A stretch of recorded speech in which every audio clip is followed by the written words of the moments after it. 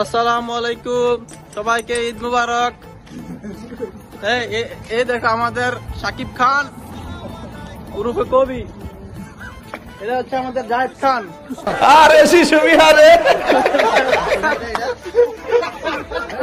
এটা কি হইছে পরম নেই। আর আমাদের কিটা পগবা নি পগবা আছে সেম চেহারা টাক্কেলি সেম এই শালি ওই শালি ওই মামুন ওই শালি জানা মামুন আসো মামুন এই মামুন ওই শালি হ্যাঁ সুমন নামু আনোর আঙ্কেল মিস ইউ